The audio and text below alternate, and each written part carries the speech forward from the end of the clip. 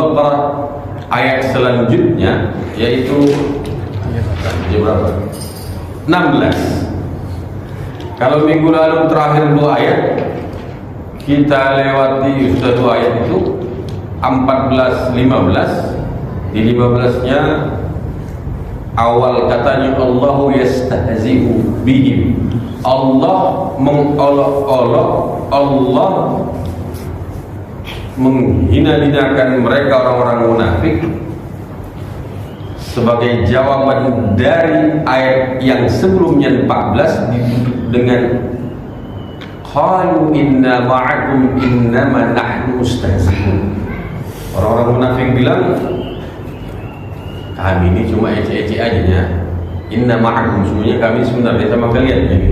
Sama kalian wahai para kibarul munafikin, para pembesar, para ketua-ketua orang munafik dan orang-orang kafir.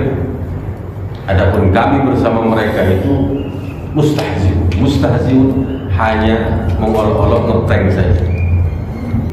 Kemudian ayat lanjutannya Allah awali dengan Allahu yastahzi'u bihim.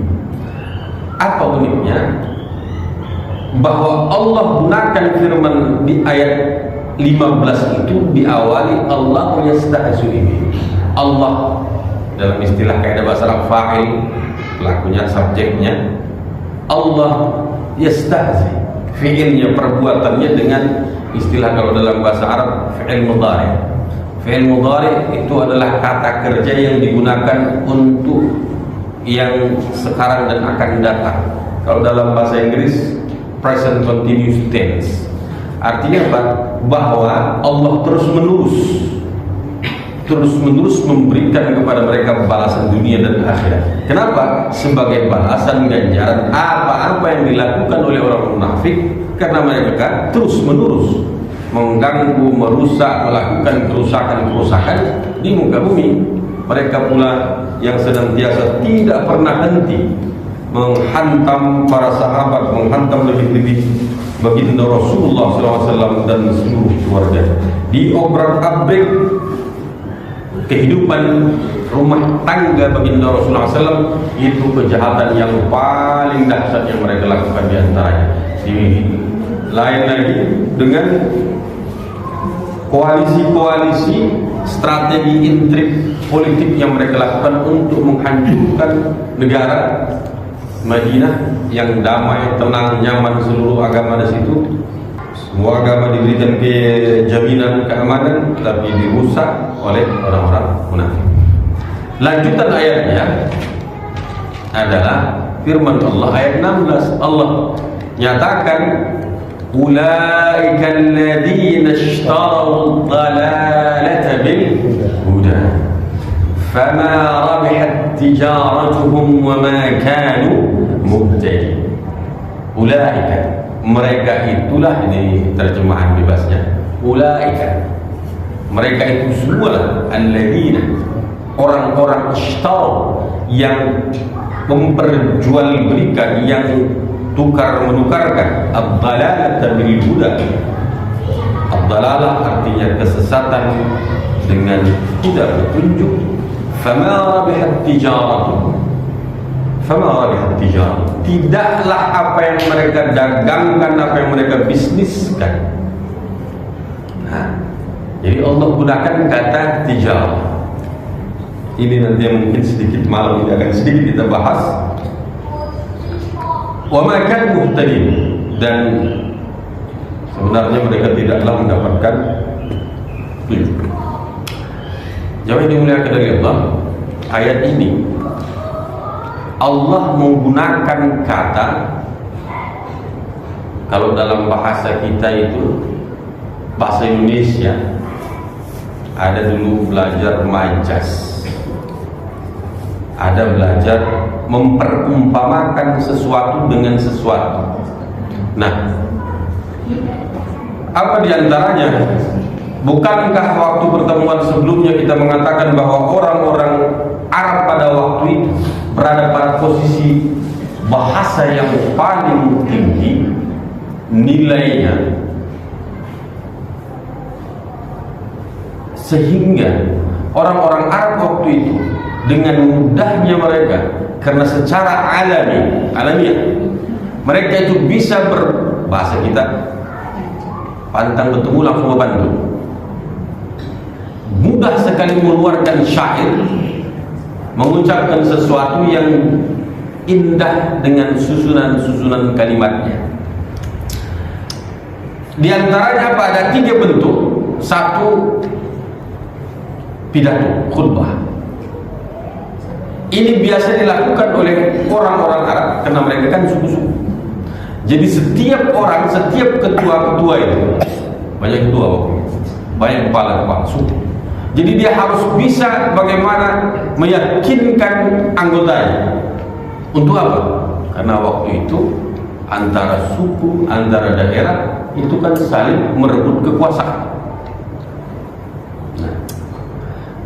Seorang kepala suku harus bisa dia mengeluarkan khutbahnya, pidatonya yang bukan menyala, walaupun nanti semuanya menyala ini, untuk membangkitkan semangat perjuangan anggotanya.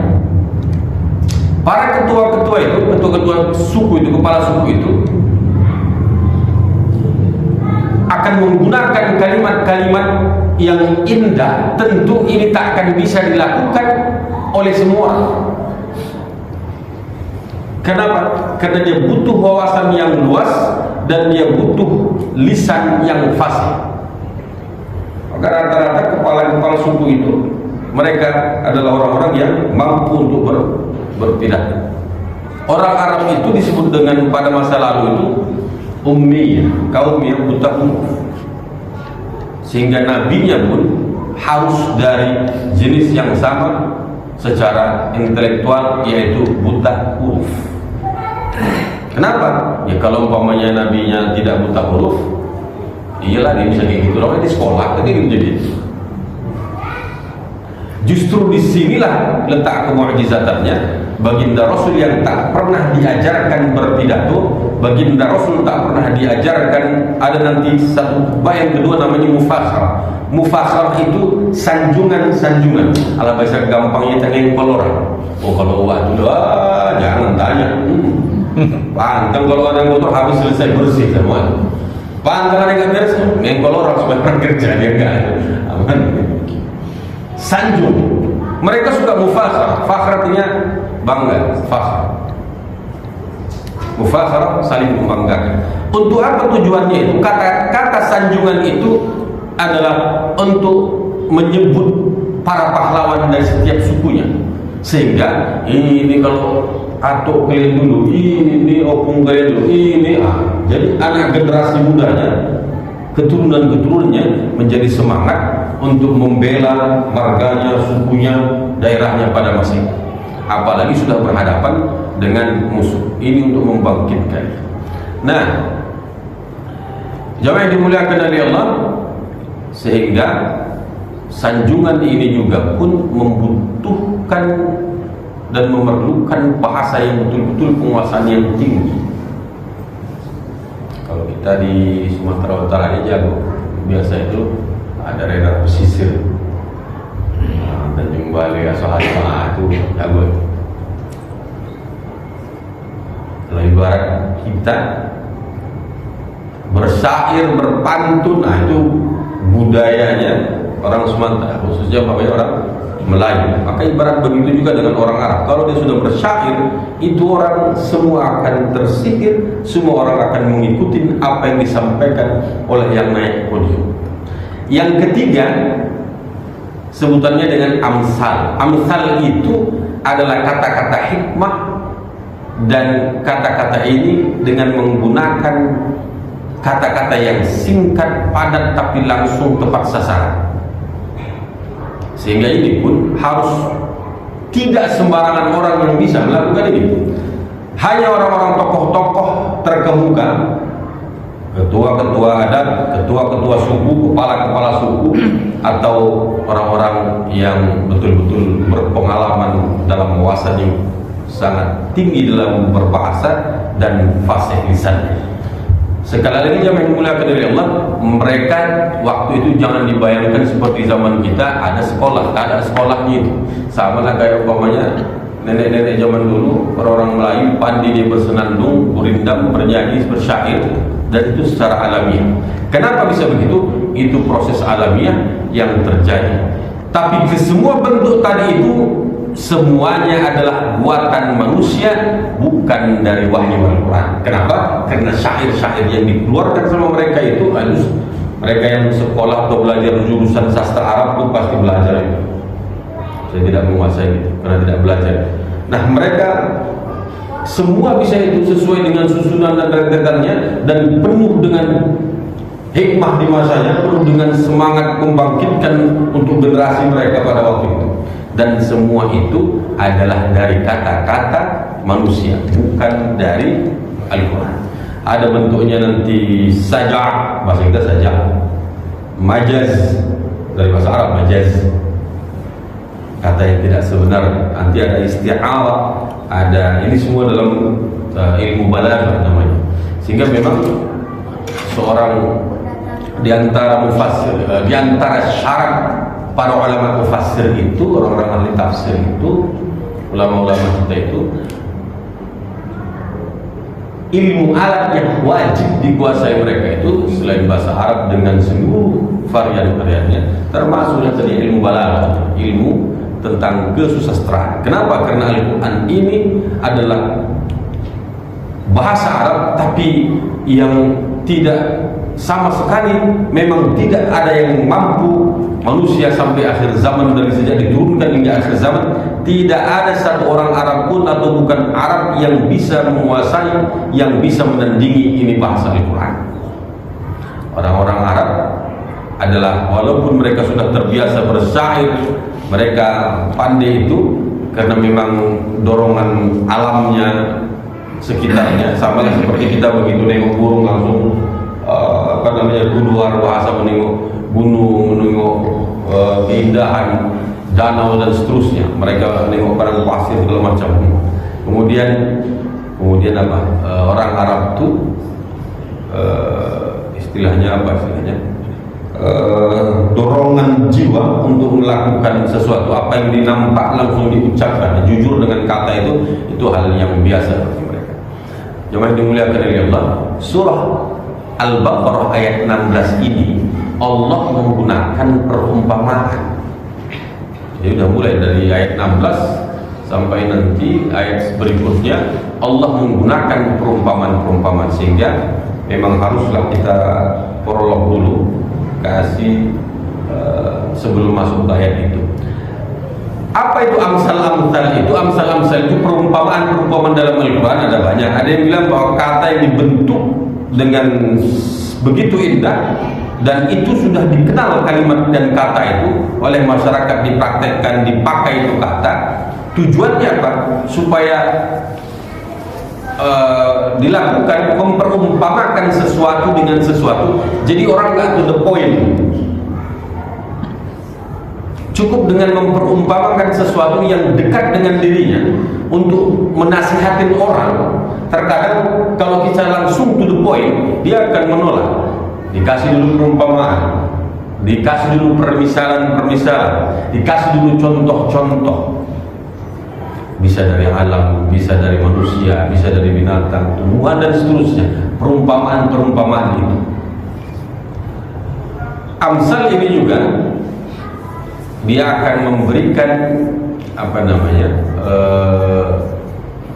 menampilkan kata yang secara indrawi, kalau ini definisi ada di antaranya, menampilkan arti yang tidak nampak, nggak nampak nih, dalam bentuk indrawi, dalam bentuk yang dia tidak bisa dibayangkan. Contoh lagi, contoh dalam Al-Quran, firman Allah Al-Hujurat ayat 12, Allah dalam melarang kita untuk tidak melakukan dosa mengejek orang di belakang, namanya ghibah, menceritakan orang, kan begitu. Allah katakan wala yahtab ba'dukum ba'dha wala yahtab, janganlah menghibah antara sekelompok orang dengan sekelompok yang lain, antara satu dengan yang lain, kata Allah. Nah, Allah cara melarangnya itu tidak, jangan kalian bergibah, jangan kalian, tapi Allah menggunakan perumpamaan, enggak langsung. Wala yahtab ba'dukum ba'd, janganlah ada di antara kalian yang menggibah antara satu dengan yang lain. Terus Allah bilang perumpamaannya, ayyuhibbu ahadukum, apakah mau di antara, apakah ada yang mau di antara kalian ayyakula lahma akhi, untuk memakan daging saudaranya, mayyitan, bangkai dan daging saudaranya, fakarihtu, pasti kalian nggak suka, pasti kalian benci. Jadi Allah memperumpamakan orang yang menggibahi orang lain seperti orang yang sedang memakan bangkai saudaranya sendiri. Mayita, bangkai yang sudah mati, kan bangkai sudah mati.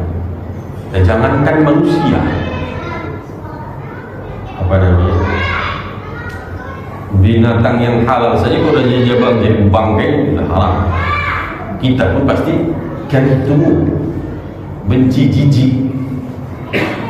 Jadi dalam larangan itu Allah gunakan amsal, permisalan. Kenapa Allah tidak langsung saja dulu poin pakai kata yang Allah ingin supaya, karena memang salah satu hikmah dari bahasa Al-Quran itu, bahasa Arab itu memang tinggi sekali dia. Itu tadi diantaranya supaya mudah bagi kita untuk masuk ke dalam akal sehat kita, logika kita, kemudian ke dalam relung hati kita yang paling dalam, untuk merenungi bahwa perbuatan ini, kelakuan ini, perumpamaannya seperti ini gitu. Pertanyaan ini kemudian, ini kan perumpamaan, ya kan, perumpamaan. Ada nggak yang lima? Kira-kira bisa nggak kita melepas terima? Allah bilang tadi apa? Seperti orang yang memakan bangkai saudara. Ada orang yang makan bangkai atau ada orang yang makan orang? Ada dalam sejarah. Ingat waktu seorang perempuan bernama Hindu di perang Badar, Hamzah bin Abdul Muttalib, paman baginda Rasul, yang selalu salah satu yang ditakuti dan paling pemberani membela Islam ketika perang Badar, kan Hamzah itu tumbang, gugur. Hindun membayar, menyuap seorang budak, kalau bahasa kita sekarang sniper lah, orang Afrika, dia memang ahli, ahli tombak. Akhirnya kenalah Hamzah, begitu tumbang jatuh, gugur syahid Hamzah. Datang Hindun, dia robek perut paman baginda Rasul Hamzah radhiyallahu anhu, kemudian dia ambil hatinya, kemudian dia makan. Jijik nggak gitu? Keji kan, sadis. Sehingga waktu itu Hindun, seorang perempuan yang dengan perbuatannya itu kan apa namanya, tindakan patriot lah menurut mereka waktu itu, sehingga disebut dengan akilatul jibda, perempuan sang pemakan hati. Bukan makan hati, sakit hati. Ya awalnya memang sakit hati dia. Sakit hati kenapa? Karena Hamzah bin Abdul Muttalib, paman baginda Rasul ini, salah satu dari sahabat baginda Rasul yang terdepan dalam membela Islam, nggak ada takutnya, seorang jagoan. Tapi bagaimana dengan kisah Hindun kemudian? Hindun akhirnya taubat, masuk Islam waktu masa Fathu Makkah. Dosanya yang lama langsung kembali fitrah putih. Bahkan Hindun itu dia berpartisipasi, ikut dia perang dalam perang Yarmouk dalam melawan pasukan Romawi Timur, Bizantium. Jadi Hindun waktu masih jahiliyah, zaman jahiliyah, saking dendamnya dengan Hamzah ini, udah mati Hamzah, syahid, tinggal robek warna, Masya Allah. Kemudian dia cabut hatinya, dia mahu. Allah memperumpamakan orang yang mengatakan orang lain, mengejek orang lain, menceritakan walaupun itu adalah benar. Kalau tak benar namanya fitnah. Kalau benar namanya riba. Loh, ini kalau umpamanya kita mau menyatakan ada tempatnya. Tapi kalau ada kasus kemudian ditanya sama tokoh masyarakat, orang yang pokoknya pihak yang berwenang gitu kan. Anda tahu ini? Saya nggak mau gibah, nggak gitu. Ditanya di pengadilan, bagaimana yang Anda saksikan ketika kejadian? Aduh, mohon maaf yang mulia hakim, saya tidak mau gibah di sini. Itu tempatnya harus dibuka. Malah terbalik, kalau kita tidak memberikan kesaksian yang benar ketika ada kasus, malah dibilang dosa.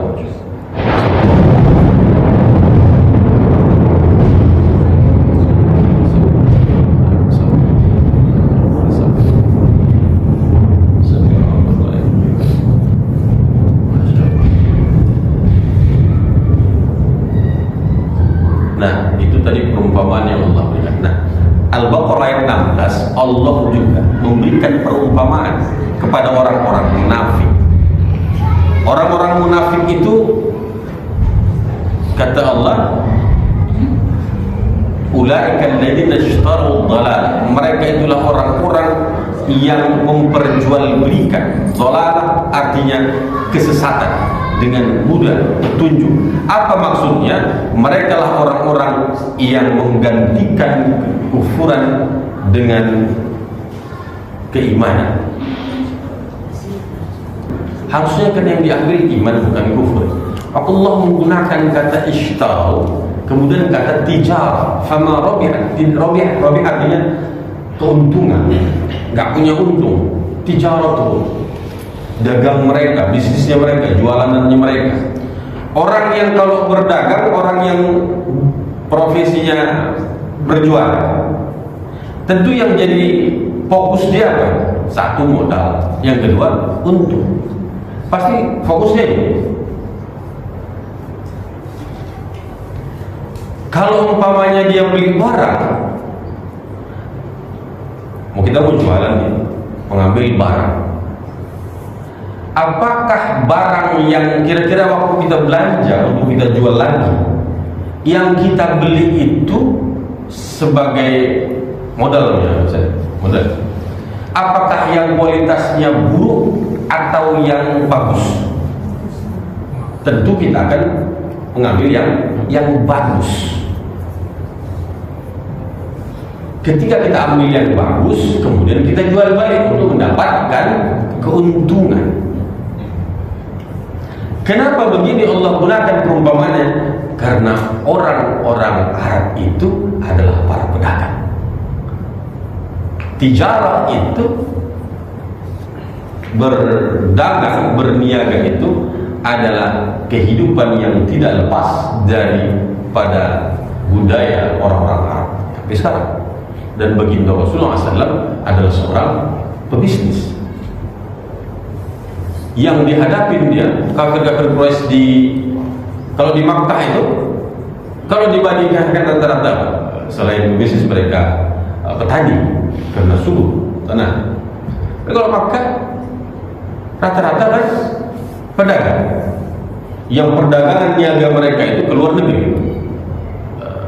Lilafi Quraisy, orang Quraisy itu ilafi mereka syita. Daerahnya mereka, perjalanan mereka dalam berdagang itu syita as-saif, syita musim dingin saif, musim panas. Kalau musim dingin mereka ke bawah ke daerah Yaman. Kalau musim dingin kena sana lebih lebih cuacanya lebih hangat. Ketika musim panas mereka akan pergi ke daerah Syam. Karena kalau ke Syam musim dingin sangat dingin saljunya. Yang dimuliakan oleh Allah, sehingga Allah menggunakan kata perumpamaan ishtara. Kenapa enggak pakai ganti saja? Kenapa pakai ishtara? Untuk menggantikan ada kata bahasa Arabnya istabdala, badala atau ghayyara. Tapi Allah pakai gunakan kata ishtara. Ishtara, syira, ishtara, ishtari itu artinya membeli, memperjualbelikan. Pertukaran, namanya jual belikan pertukaran barang dengan harga. Orang kalau melakukan aktivitas kegiatan ekonomi pertukaran barang pasti nyari keuntungan. Nah, kegiatan itu kan yang sehari-hari mereka lakukan. Tapi mereka tidak mengambil pelajaran dari kegiatan itu terhadap keimanan mereka. Apa yang mereka lakukan? Ishtarud dhalalah. Mereka perjualbelikan, mereka gantikan. Apa dhalalah makna kesesatan di situ? Kekufuran mereka, kekafiran mereka, orang-orang munafik tadi. Dengan apa mereka ganti? Dengan iman, dengan huda. Huda di situ maknanya adalah iman. Petunjuk di situ maksudnya adalah iman. Ada yang baik yang diambil yang buruk. Ada cahaya keimanan ruangan itu, tapi yang dipilih adalah kegelapan yang penuh dengan gelap gulita. Allah katakan, "Fama rabihat tijaratuhum." Takkanlah dagangan mereka itu akan beruntung. Yang dimuliakan oleh Allah. Sehingga Imam Fakhr Razi menyebutkan bahwa pembahasan ini adalah dalam bab isti'arah, dalam bab majaz yang tak sebenarnya. Sehingga penggunaan kata makna menggantikan kesesatan dengan huda, dengan petunjuk itu, kesesatannya di situ adalah kezaliman, kemudian tidak sesuai dengan yang dituju, munafik, kemudian fakul ihtidah, hilang daripada hidayah.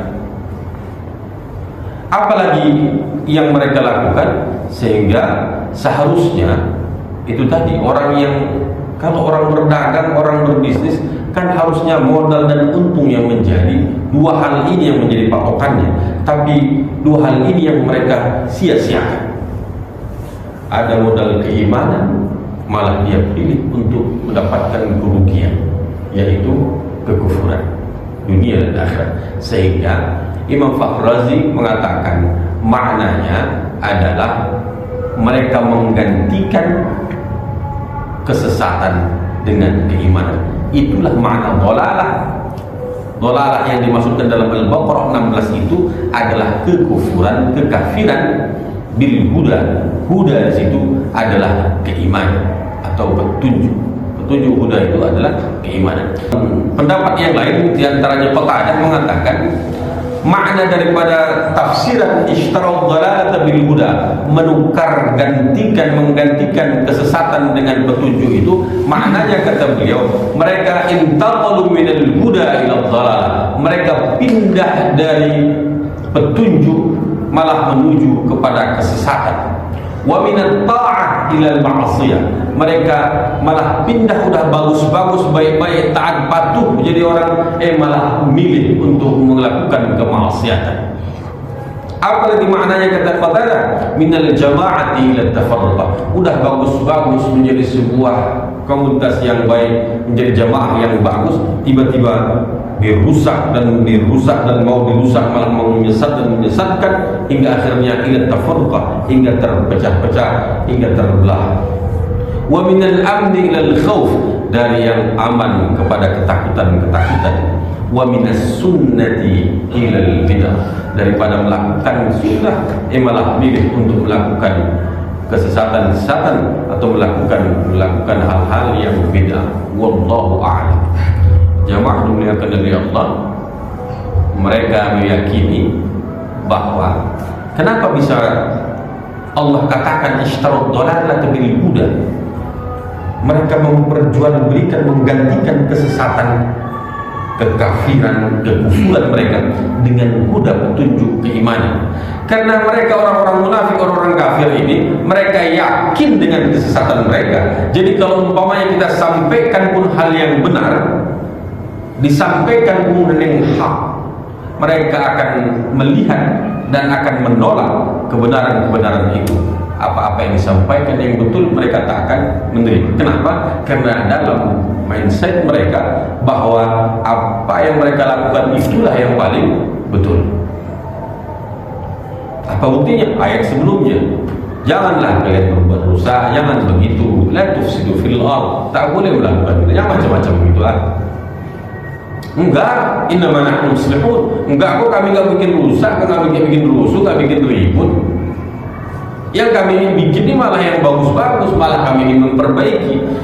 Orang-orang munafik kelakuannya selalu menganggap apa yang dia pikir itu adalah sebuah kebenaran, sehingga takkan mau menerima kebenaran yang sejati. Wallahu a'lam bishawab. Itulah makna daripada tafsiran firman Allah Al-Baqarah ayat 16, ulaika alladziina ishtaraw ad-dhalalata bil huda fama rabihat tijaratuhum wama kanu muhtadin. Hingga intinya adalah tentu orang munafik ini adalah orang-orang yang merugi, baik rugi di dunia maupun di akhirat. Perumpamaannya adalah sebagai seorang pedagang, seorang pebisnis, seorang yang berjualan. Dia menukar produk-produk yang bagus-bagus, kualitas yang tinggi, malah ditukar, malah dia mendapatkan harga, malah mendapatkan memilih untuk yang harusnya yang bagus yang diambil sebagai modal supaya mendapatkan keuntungan, malah yang buruk-buruk yang dia ambil, lebih parahnya lagi carinya yang murah, barangnya kualitas KW 10 murah pula, sebab itu dijualnya mahal, dibuatnya ori. Inilah melakukan kesesatan, penyesatan. Apalagi suatu hari baginda Rasul itu, orang-orang kafir Quraisy dan orang-orang kafir kan dan yang di Madinah juga begitu. Mereka kan melihat Nabi itu, masa sih seorang Nabi keliling-keliling pajak, keliling pasar, yamshi fil aswaq. Islam itu mengatur seluruhnya. Sehingga suatu hari Nabi yamshi fil aswaq, Nabi jalan-jalan keliling ke sebuah toko-toko. Akhirnya Nabi menemukan toko sembako. Ini namanya hikmah ilahi. Allah langsung petunjukkan bagi Rasul. Rasul masukkan tangan beliau ke dalam sebuah karung gandum. Kalau kita beras lah kan, gandum dimasukkan begini. Itu bagus-bagus kualitasnya, gandumnya cantik-cantik itu. Tapi begitu Nabi masukkan tangannya begini, rupanya di bawah itu yang busuk, itu yang basah segala macam. Sehingga si penjual itu, pedagang itu melakukan kebohongan-kebohongan, memanipulasi para pembeli supaya tertipu. Jadi waktu orang membeli, dia kacau. Di karung itu dia bagi, yang bawah itu yang hancurnya, rusaknya. Begitu di kualitas yang paling buruk itu yang ditaruh di bawah, yang di atas sedikit aja dicantik. Sehingga Nabi waktu itu bilang, man ghasyana falaysa minna. Barang siapa di antara kalian yang melakukan ghish, melakukan tipu dalam berdagang, berjual beli, falaysa minna, maka dia bukan dari golongan kami. Kenapa demikian? Karena baginda Rasul dari sejak dini sudah terlatih dalam berbisnis. Bagaimana baginda Rasul waktu kecil sudah nganggur kambing, bagaimana baginda Rasul sampai usia 25 tahun hampir lebih daripada puluhan tahun diperebutkan oleh orang-orang Quraisy untuk menjadi manajer daripada perdagangan mereka. Itulah kenapa Allah Subhanahu wa taala dalam ayat ini menggunakan amsal atau misal, perumpamaan, pemisalan dengan kata jual beli. Jadi seakan-akan orang-orang yang munafik itu memperjualbelikan kebaikan, keimanan dengan kekufuran. Mereka malah pilih menjadi kufur daripada mendapatkan petunjuk keimanan. Wallahu a'lam bishawab. Demikian, wassalamualaikum warahmatullahi wabarakatuh. Waalaikumsalam warahmatullahi wabarakatuh.